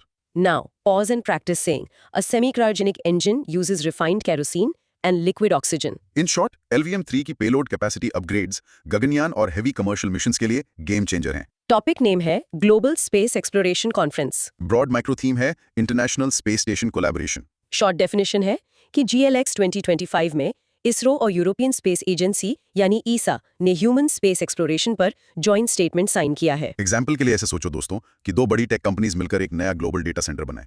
वैसे ही ESA भारत के स्पेस स्टेशन में मदद करेगा। इंट्रोडक्शन ये है कि ESA भारत के भारतीय अंतरिक्ष स्टेशन पर कोलैबोरेशन कंसिडर कर रहा है। बैकग्राउंड में BAS एक 5 मॉड्यूल स्पेस स्टेशन है जो 2035 तक प्लान्ड है और इसका पहला मॉड्यूल BAS-1 2028 में लॉन्च होगा। कोर लॉजिक ये है कि ESA BAS कंस्ट्रक्शन के लिए कार्गो डिलीवरी सपोर्ट प्रोवाइड कर सकता है। और ISRO इंडिविजुअल मॉड्यूल्स को LEO में लॉन्च करके डॉक करेगा, जैसा कि उसने स्पार्डेक्स में डेमोन्स्ट्रेट किया था। रियल वर्ल्ड इम्पैक्ट इसका ये है कि इंटरनेशनल कोलैबोरेशंस इंडिया को ग्लोबल स्पेस इकोसिस्टम का सेंट्रल पिलर बनाते हैं। कंक्लूजन क्लियरली ये है कि GLX 2025 BS प्रोजेक्ट के लिए एक बड़ा डिप्लोमेटिक और टेक्निकल विन है। क्रॉस क्वेश्चंस पूछते हैं, GLX 2025 में इसरो ने किसके साथ स्टेटमेंट साइन किया? ESA यानी यूरोपियन स्पेस एजेंसी के साथ। भारतीय अंतरिक्ष स्टेशन कब तक फुली प्लान्ड है? 2035 तक। BAS-1 का लॉन्च ईयर क्या है? 2028। BS में टोटल कितने मॉड्यूल्स होंगे? 5 मॉड्यूल्स। ESA BAS के लिए क्या सपोर्ट दे सकता है? Cargo delivery support for construction. Now pause and practice saying BAS is a 5-module space station planned for 2035. In short दोस्तों, ESA की पार्टनरशिप भारतीय अंतरिक्ष स्टेशन के रियलाइजेशन को तेज करेगी। अगला टॉपिक नेम है चंद्रयान 5। ब्रॉड माइक्रो थीम है lunar water exploration. Short definition ये है कि चंद्रयान 5, जिसे लूपेक्स भी कहते हैं, इसरो और जापान की JAXA का जॉइंट लूनार मिशन है जो मून पर वाटर आइस ढूंढेगा। इसका बहुत कूल रियल लाइफ एग्जाम्पल ये है कि इंडिया और जापान की टीम मून पर एक हाईटेक कुआं खोदने जा रही है ताकि फ्यूचर एस्ट्रोनॉट्स को पानी मिल सके। इंट्रोडक्शन में देखें तो 6.5 टन का ये मिशन 2027-28 में जापान के H3 रॉकेट से लॉन्च होगा। बैकग्राउंड ये है कि कैबिनेट ने इसे मार्च 2025 में अप्रूव किया था। वैसे चंद्रयान 4 एक सैंपल रिटर्न मिशन है। इसका कोर लॉजिक ध्यान से सुनिए।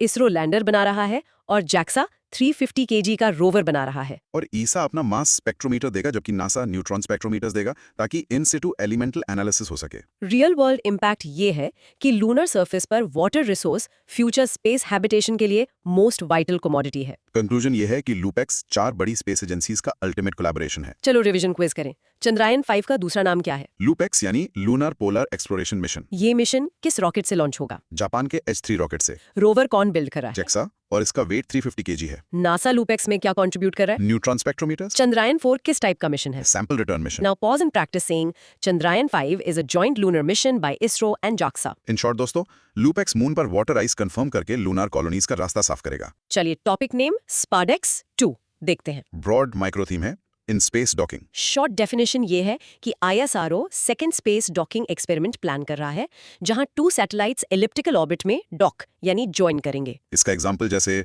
2 तेज रफ्तार कारों को हवा में एक साथ जोड़ना, वो भी एक टेढ़े मेढ़े एलिप्टिकल ट्रैक पर। इंट्रोडक्शन देखें तो डॉकिंग चंद्रयान 4 और BAS दोनों के लिए बहुत क्रिटिकल है। बैकग्राउंड में स्पार्डेक्स 1 में सर्कुलर ऑर्बिट जो कि 470 किलोमीटर पर था, वहां डॉकिंग हुई थी। इससे इंडिया, US, रशिया, चाइना के बाद 4th कंट्री बना था। अब इसका कोर लॉजिक सुनो। सर्कुलर ऑर्बिट में वेलोसिटी कांस्टेंट रहती है, लेकिन एलिप्टिकल में वेलोसिटी कंटिन्यूअसली चेंज होती है। और इंडिया का एंड्रोजेनस डॉकिंग मैकेनिज्म IDSS के 24 मोटर्स के बजाय सिर्फ 2 मोटर्स यूज करता है। ISRO फ्यूल सेव करने के लिए एलिप्टिकल अर्थ ऑर्बिट से पेरिजी बर्न्स करता है। रियल वर्ल्ड इम्पैक्ट ये है कि मॉड्यूलर मिशंस बिना डॉकिंग के इम्पॉसिबल है।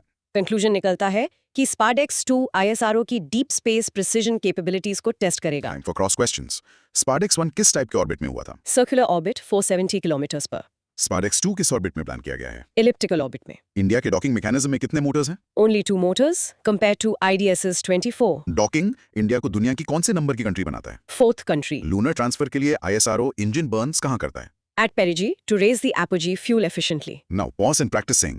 India uses a 2-motor androgynous docking mechanism. In short, elliptical docking ISRO को complex lunar missions के लिए ready कर रही है। टॉपिक नेम है space based surveillance 3। Broad micro theme है Defense and Tactical Satellites. Short definition ये है कि ऑपरेशन सिंदूर के बाद गवर्नमेंट ने बॉर्डर मॉनिटरिंग के लिए 52 सर्वेलेंस सैटेलाइट्स लॉन्च करने का SBS 3 प्रोग्राम फास्ट ट्रैक किया है। रियल लाइफ एग्जाम्पल लो दोस्तों, जैसे देश के बॉर्डर्स के ऊपर 52 AI पावर्ड CCTV कैमरास का एक परमानेंट नेटवर्क बिछाना। इंट्रोडक्शन की बात करें तो PM led cabinet committee on security ने 2023 में इसे अप्रूव किया था। बैकग्राउंड ये है कि SBS-1 2001 में कारगिल वॉर के बाद आया था और ऑपरेशन सिंदूर में कार्टोसैट और रीसैट ने एनिमी मूवमेंट्स ट्रैक की थी। इसका कोर लॉजिक ये है कि 21 सैटेलाइट्स इसरो लॉन्च करेगा और 31 प्राइवेट कंपनीज लॉन्च करेंगी। इसे डिफेंस स्पेस एजेंसी मैनेज करेगी और सैटेलाइट्स डिसीजन मेकिंग के लिए AI यूज करेंगे। फर्स्ट सेट 2026 में लॉन्च होगा। रियल वर्ल्ड इम्पैक्ट ये है कि ये नेशनल सिक्योरिटी और स्पेस टेक्नोलॉजी का अल्टीमेट फ्यूजन है। कंक्लूजन ये बनता है कि SBS-3 इंडिया के टैक्टिकल मिलिट्री इंटेलिजेंस को ग्लोबली कंपेटिटिव बना देगा। Cross question round. SBS-3 में टोटल कितने सैटेलाइट्स प्लान्ड है? 52 सर्वेलेंस सैटेलाइट्स। प्राइवेट सेक्टर कितने सैटेलाइट्स मैनेज करेगा? 31 सैटेलाइट्स। SBS-I किस वॉर के बाद लॉन्च हुआ था? कारगिल वॉर 2001 के बाद। SBS-3 सैटेलाइट्स को कौन मैनेज करेगा? Defence space agency. ऑपरेशन सिंदूर में किन सैटेलाइट्स ने हेल्प की? कार्टोसैट और रीसैट सीरीज ने। Now, pause and practice saying the Defense Space Agency will manage the SBS-3 system. In short दोस्तों, AI पावर्ड SBS-3 इंडिया के डिफेंस स्पेस इंफ्रास्ट्रक्चर को revolutionise करेगा। आगे बढ़ते हैं।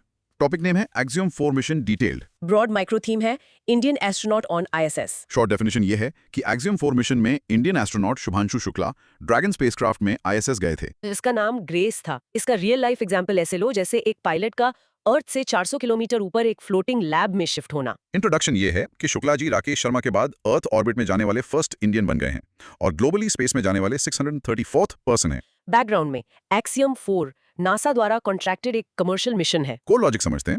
इनकी 28 आवर जर्नी में मल्टीपल फेजिंग बर्न्स हुए डॉकिंग स्टेजेस में रॉन्डेवू, फाइनल अप्रोच और कॉन्टैक्ट एंड कैप्चर शामिल थे। और इंटरनेशनल डॉकिंग एडेप्टर यानी IDA के साथ 12 हुक्स लॉक हुए थे। उनका 0G इंडिकेटर एक स्वान प्लशी था जिसका नाम जॉय था। रियल वर्ल्ड इम्पैक्ट ये है कि ये मिशन गगनयान 2027 के लिए इंडिया की रेडीनेस को बूस्ट कर रहा है। कंक्लूजन ये है कि private commercial flights ISS access को डेमोक्रेटाइज कर रही हैं। चलो रिवीजन करते हैं। शुक्ला अर्थ ऑर्बिट में जाने वाले कौन से इंडियन हैं? सेकंड, फर्स्ट है राकेश शर्मा 1984 में। ड्रैगन स्पेसक्राफ्ट का नाम क्या था? ग्रेस। 0G इंडिकेटर क्या था? A swan plushie name Joy. Final docking किस अडेप्टर से हुई? IDA यानी इंटरनेशनल डॉकिंग एडेप्टर से। हार्ड कैप्चर में कितने हुक्स यूज हुए? 12 hooks. Now pause and practising. Shubhanshu Shukla is the first Indian in earth orbit since 1984। In short दोस्तों, X4 mission ने गगनयान के लिए crucial human space flight data generate किया। नेक्स्ट टॉपिक नेम है scientific studies on ISS। Broad micro theme है microgravity experiments. Short definition ये है कि शुक्ला ने ISS पर माइक्रोग्रेविटी में हेल्थ, एग्रीकल्चर और ह्यूमन टेक इंटरेक्शन के 60 से ज्यादा एक्सपेरिमेंट्स किए। इसका बहुत आसान रियल लाइफ एग्जाम्पल सोचो कि क्या स्पेस में पौधों को पता चलता है कि जड़ें नीचे जानी है या ऊपर। यही टेस्ट करने के लिए बीज ISS भेजे गए। एक इंट्रोडक्शन क्लियर कर दूं कि ISS पर माइक्रोग्रेविटी का मतलब वेरी स्मॉल ग्रेविटी होता है, जीरो ग्रेविटी नहीं। बैकग्राउंड में ISST और केरला एग्रीकल्चरल यूनिवर्सिटी ने स्पेस में सीड्स भेजे थे, जैसे कि ज्योति राइस, हॉर्स ग्राम, टमाटर, सेसमे और ब्रिंजल। कोर लॉजिक के अंदर कुछ स्पेसिफिक स्टडीज हैं। ISS की वॉयेजर डिस्प्ले स्टडी ने आई मूवमेंट और फटीग को टेस्ट किया। ENP चार्ज स्टडी ने हैबिटेट डिजाइन को एनालाइज किया और मायोजेनेसिस ने मसल सेल बिहेवियर को समझा। साथ ही रैड नैनो डॉसीमीटर से रेडिएशन मॉनिटर हुआ। रियल वर्ल्ड इम्पैक्ट ये है कि स्पेस फार्मिंग और astronaut health future Mars missions के लिए फाउंडेशनल है। कंक्लूजन ये बनता है कि माइक्रोग्रेविटी बायोलॉजी को एकदम नए तरीके से बिहेव करवाती है। Cross question round. माइक्रोग्रेविटी का असली मतलब क्या है? Condition where gravity seems to be very small, not zero. Voyager display study किसने डिजाइन की थी? IISc बेंगलुरु ने। रेडिएशन मॉनिटरिंग किस डिवाइस से हुई? रैड नैनो डोसीमीटर से। सीड्स एक्सपेरिमेंट किन इंस्टीट्यूट्स का था? ISIST और केरला एग्रीकल्चरल यूनिवर्सिटी KAU का। EN पर स्टडी का फोकस क्या था? Astronauts perceive and interact with their habitat. Now, pause in practicing. Microgravity means very small gravity, not zero gravity. In short, ISS के experiments space agriculture और human ergonomics को redefine कर रहे हैं। चलिए आगे चलते हैं। टॉपिक नेम है ham radio and microgravity. Broad micro theme है स्पेस कम्युनिकेशन। शॉर्ट डेफिनेशन है कि शुक्ला ने ISS से इंडियन स्टूडेंट्स के साथ हैम रेडियो के थ्रू इंटरैक्ट किया। इसका रियल लाइफ एग्जाम्पल जैसे बिना इंटरनेट और मॉडर्न सैटेलाइट्स के सीधा रेडियो वेव से आसमान से धरती पर बात करना। इंट्रोडक्शन ये है कि हैम रेडियो एक लाइसेंस्ड एमेचर रेडियो सर्विस है। बैकग्राउंड में इंडिया में मिटी ये लाइसेंस इशू करता है एनीवन अबव 12 इयर्स को। स्पेस में पहली बार ये 1983 में यूज हुआ था। कोर लॉजिक पर आते हैं। ISS पर ARIS यानी amateur radio on the ISS programme है और इनकी कम्युनिकेशन विंडो सिर्फ 5 से 8 मिनट की होती है जब ISS होराइजन से गुजरता है। रियल वर्ल्ड इम्पैक्ट दोस्तों ये है कि इमरजेंसी और डिजास्टर मैनेजमेंट के लिए ham radio most reliable alternate medium है। कंक्लूजन ये है कि हाईटेक दुनिया में भी बेसिक रेडियो वेव्स लाइफलाइन का काम करती हैं। क्रॉस क्वेश्चंस चेक करते हैं। हैम रेडियो लाइसेंस इंडिया में कौन इशू करता है? मिटी। लाइसेंस के लिए मिनिमम एज क्या है? 12 इयर्स। ISS पर हैम रेडियो प्रोग्राम का नाम क्या है? Amateur radio on the ISS। ARS यानी amateur radio on the ISS। Best communication window कितनी देर की होती है? Only 5 to 8 minutes. स्पेस में हैम रेडियो पहली बार कब यूज हुआ? 1983 में स्पेस शटल पर। Now pause and practice saying. Ham radio communication from ISS lasts 5 to 8 minutes. In short, ham radio space से डायरेक्ट स्टूडेंट इंटरेक्शन का रिलायबल जरिया है। नेक्स्ट टॉपिक भी काफी इंटरेस्टिंग है। टॉपिक नेम है tardigrades and splashdown. Broad micro theme है extreme resilience and spacecraft return. Short definition ये है कि शुक्रा ने ISS पर टार्डिग्रेड्स यानी वाटर बियर्स की स्टडी की और 18 दिन बाद उनका कैप्सूल पैराशूट की मदद से अर्थ पर स्प्लैशडाउन हुआ। रियल लाइफ एग्जाम्पल सोचो कि ऐसे जीव जो उबलते पानी और स्पेस के एक्सट्रीम वैक्यूम दोनों में जिंदा रह सकें, उनका डीएनए पढ़ना। इंट्रोडक्शन में बता दूं कि टार्डीग्रेड्स 600 मिलियन साल पुराने माइक्रोस्कोपिक एनिमल्स हैं। बैकग्राउंड ये है कि 1773 में योहान ऑगस्ट एफ्रेम गोजे ने इन्हें डिस्कवर किया था। कोर लॉजिक बहुत ही माइंड ब्लोइंग है। ये क्रिप्टोबियोसिस शो करते हैं, जहां उनका मेटाबॉलिज्म 0.01% से भी कम हो जाता है और ये एक टन स्टेट बना लेते हैं। इनके अंदर CAHS प्रोटीन्स होते हैं जो इन्हें रेजिलियंस देते हैं। और रिटर्न के टाइम ड्रैगन स्पेसक्राफ्ट अपनी स्पीड कम करने के लिए 18,000 फीट पर 180 ड्रैग पैराशूट्स डिप्लॉय करता है। रियल वर्ल्ड इम्पैक्ट ये है कि टार्डिग्रेड जीन से फ्यूचर एस्ट्रोनॉट्स के लिए एंटी रेडिएशन स्ट्रैटेजीज बन सकती हैं। कंक्लूजन ये है कि नेचर की बायोलॉजी इंजीनियरिंग से बहुत आगे है। चलो रिवाइज करें। टार्डिग्रेड्स को कॉमन लैंग्वेज में क्या कहते हैं? वाटर बेयर्स या मॉस पिगलेट्स। इनके डोमिनेंट स्टेट को क्या बोलते हैं? Tun state due to cryptobiosis. कौन सा प्रोटीन इन्हें रेजिलियंस देता है? CAHS प्रोटीन्स यानी cytoplasmic abundant heat soluble proteins. Re entry पर ड्रैगन पैराशूट्स किस ऑल्टीट्यूड पर खोलता है? अराउंड 18,000 फीट टार्डीग्रेड्स कब डिस्कवर हुए थे? इन 1773। Now pause and practice saying tardigrades use cryptobiosis to form a dormant ton state. In short, tardigrade survival secrets deep space travel के लिए रेवोल्यूशनरी हो सकते हैं। टॉपिक नेम है SAR सैटेलाइट, जो कि GSLV F-16 से जुड़ा है। ब्रॉड माइक्रो थीम है advanced radar imaging. Short definition देखें तो इसरो ने GSLV F-16 से एक 2392 kg dual frequency SAR satellite launch किया है। रियल लाइफ एग्जाम्पल लो दोस्तों, जैसे एक ऐसा कैमरा जो घने बादलों, बारिश और रात के अंधेरे को चीर कर जमीन के एकदम क्लियर फोटो ले सके। इंट्रोडक्शन ये है कि ये सैटेलाइट L बैंड और S बैंड SAR यूज करता है। बैकग्राउंड में सार यानी synthetic aperture radar visible light की जगह माइक्रोवेव पल्सेस यूज करता है। कोर लॉजिक समझते हैं। इसमें 12 मीटर का अनफोल्डेबल मेश रिफ्लेक्टर एंटेना है। ये स्वीप सार टेक्नोलॉजी यूज करता है 242 किलोमीटर स्वार्थ विथ कवर करने के लिए। एल बैंड फॉरेस्ट कैनपी और सॉइल पेनिट्रेट करता है, जबकि S band surface features capture करता है। रियल वर्ल्ड इम्पैक्ट ये है कि डिजास्टर मोड में ये 5 आवर्स से कम में डैमेज प्रॉक्सी मैप्स दे सकता है। कंक्लूजन क्लियरली ये है कि क्लाइमेट चेंज स्टडीज और डिजास्टर रिस्पॉन्स के लिए ये अल्टीमेट टूल है। Cross questions time. L band SAR का मेन फंक्शन क्या है?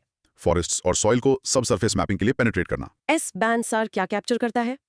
Surface features like crops and water bodies. Wide area scan करने के लिए कौन सी टेक यूज हुई? स्वीप सार टेक्नोलॉजी। SAR विजिबल लाइट की जगह क्या यूज करता है? Microwave pulses. Disaster proxy maps कितने टाइम में आ सकते हैं? Under 5 hours. Now pause and practice saying SAR creates high resolution images using microwave pulses. In short दोस्तों, SAR satellite all weather day and night observation के लिए masterpiece है। अगला टॉपिक। टॉपिक नेम है होप। ब्रॉड माइक्रो थीम है Martian analogue missions. Short definition है कि प्रोटोप्लैनेट कंपनी ने लद्दाख के त्सो कार में होप यानी human outer planet exploration analogue mission launch किया है। एग्जाम्पल सोचो दोस्तों कि मार्स पर जाने से पहले लद्दाख के बर्फीले रेगिस्तान में 10 दिन टेंट लगाकर आइसोलेशन में रहना, ताकि एस्ट्रोनॉट का ब्रेन टेस्ट हो सके। इंट्रोडक्शन ये है कि एनालॉग मिशंस अर्थ पर एक्स्ट्रा टेरेस्ट्रियल कंडीशंस को मिमिक करते हैं। बैकग्राउंड में लद्दाख में हाई यूवी रेडिएशन और एक्सट्रीम टेम्परेचर होता है।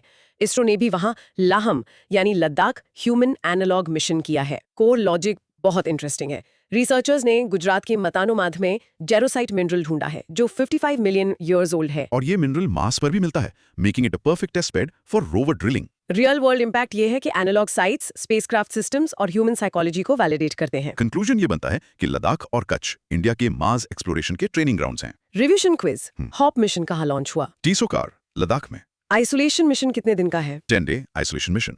गुजरात में कौन सा मार्स लाइक मिनरल मिला है? जेरोसाइट। जेरोसाइट गुजरात में कहाँ मिला है? मतानुमाद में। इसरो के एनालॉग स्टडी का नाम क्या है? LHAM यानी Ladakh human analog mission. Now pause in practicing. Analog space missions simulate extra terrestrial environments on earth. In short, hope mission ensure करता है कि एस्ट्रोनॉट्स आइसोलेशन का स्ट्रेस हैंडल कर सकें।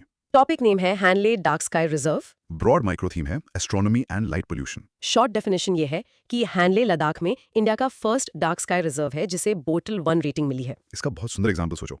एक ऐसी जगह जहां स्ट्रीट लाइट्स नहीं है, बस आसमान में करोड़ों तारों की HD स्क्रीनिंग चल रही है। इंट्रोडक्शन में बता दूं कि ये चांगथंग वाइल्ड लाइफ सैंक्चुरी के अंदर है। बैकग्राउंड में इसे इंडियन इंस्टीट्यूट ऑफ एस्ट्रोफिजिक्स यानी IIA, लद्दाख UT और LHTC मैनेज करते हैं। कोर लॉजिक पर ध्यान दे तो यहाँ इंडियन एस्ट्रोनॉमिकल ऑब्जर्वेटरी है, जिसमें हिमालयन चंद्र टेलीस्कोप और MOCE जैसे टेलीस्कोप्स हैं। और ट्वाइलाइट के टाइम यहाँ बेल्ट ऑफ वीनस दिखता है, जो कि बैक स्कैटर्ड सनलाइट की एक पिंकिश बैंड है। यहाँ की एल्टीट्यूड 4250 मीटर्स है। रियल वर्ल्ड इम्पैक्ट ये है कि dark sky reserves light pollution रोकते हैं और साइंटिफिक ऑब्जर्वेशन को बचाते हैं। कंक्लूजन ये है कि हानले इंडिया का स्टारगेजिंग कैपिटल है। Cross questions for memory. Hanle की नाइट स्काई क्लैरिटी रेटिंग क्या है? Bortle 1 rating. ये रिजर्व किस सैंक्चुरी के अंदर है? Changthang wildlife sanctuary. Belt of Venus क्या है? A pinkish band formed by backscattered sunlight. Hanle में कौन सा मेजर टेलीस्कोप है? हिमालयन चंद्रा टेलीस्कोप या एमएससी। रिजर्व को कौन सा इंस्टीट्यूट मैनेज करता है?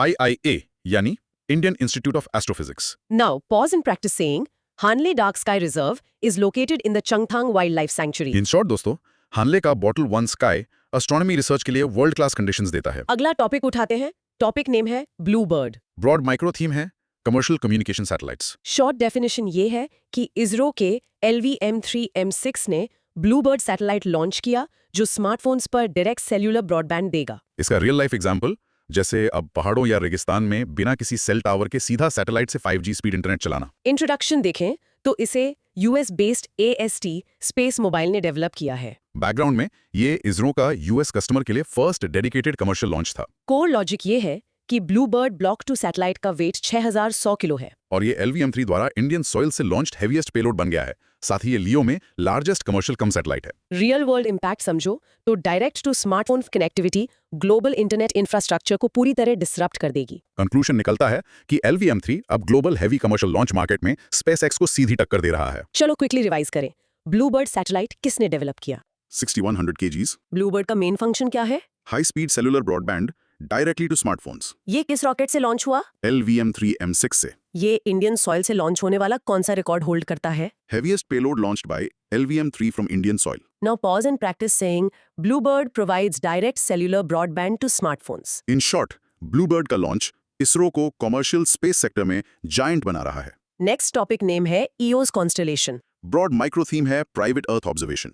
शॉर्ट डेफिनेशन में आयन स्पेस ने Pixxel space India led consortium को इंडिया का पहला indigenous commercial 12 satellite earth observation constellation बनाने के लिए सिलेक्ट किया है। रियल लाइफ एग्जांपल सोचो कि 12 प्राइवेट कैमरास आसमान में लगातार घूमकर देश की फसल, बाढ़ और बॉर्डर्स का लाइव डेटा देंगे। इंट्रोडक्शन ये है कि ये PPP यानी पब्लिक प्राइवेट पार्टनरशिप मॉडल के अंडर ऑपरेट होगा। बैकग्राउंड में इस कंसोर्शियम में पिक्सल स्पेस के साथ पियरसाइट स्पेस, सैटसियोर एनालिटिक्स और ध्रुवा स्पेस शामिल हैं। कोर लॉजिक ये है कि ये कॉन्स्टलेशन एनालिसिस रेडी डेटा यानी ARD और वैल्यू एडेड सर्विसेज यानी VS प्रोवाइड करेगा, जो कि क्लाइमेट चेंज, एग्रीकल्चर और मरीन सर्वेलेंस के लिए यूज होगा। रियल वर्ल्ड इम्पैक्ट ये है कि private sector earth observation data को डेमोक्रेटाइज कर रहा है। कंक्लूजन ये है कि इंडिया अब सिर्फ ISRO पर डिपेंड नहीं है, स्टार्टअप्स स्पेस इंफ्रा लीड कर रहे हैं। Cross questions check. EOS constellation का लीड कौन है? Pixxel space India led consortium. इसमें टोटल कितने सैटेलाइट्स होंगे? 12 सैटेलाइट्स। ये किस मॉडल पर बेस्ड है? PPP यानी public private partnership model. Data का प्राइमरी आउटपुट क्या होगा? एनालिसिस रेडी डेटा और value added services. Name another startup in the consortium. Dhruva space, PierSight या SatSure. Now, pause and practice saying, the EOS constellation will deliver analysis-ready data. In short दोस्तों, private startups 12 satellite से जियो special intelligence में क्रांति लाएंगे। Topic name है ISRO 75,000 kg rocket and CE-20 cryogenic engine. Broad micro theme है future heavy lift and engine restarts. Short definition ये है कि ISRO 75,000 kg payload rocket plan कर रहा है और उन्होंने CE-20 इंजन का bootstrap mode start test successfully किया है। इसका आसान एग्जाम्पल सोचो दोस्तों, एक ऐसा स्पेस ट्रक बनाना जो 75 टन सामान ले जा सके और जिसके इंजन को स्पेस में बार बार स्टार्ट स्टॉप किया जा सके बिना बैटरी या गैस सिलेंडर के। इंट्रोडक्शन की बात करें तो हम SLV-3 के 35 kg से शुरू हुए थे और अब 75,000 kg का विजन है। NGLV और वीनस ऑर्बिटर मिशन भी अप्रूव हो चुके हैं। अब ज्ञान लो, CE-20 क्रायोजेनिक इंजन LVM-3 के अपर स्टेज को पावर करता है। अब ध्यान दो इसके कोर लॉजिक पर। बूटस्ट्रैप मोड का मतलब है कि इंजन बिना एक्सटर्नल स्टार्टअप असिस्टेंस के अपना स्टेडी ऑपरेशन बिल्ड कर ले। और इसके लिए HAT यानी high altitude test facility Mahendragiri में 10 सेकंड का वैक्यूम टेस्ट कंडक्ट हुआ।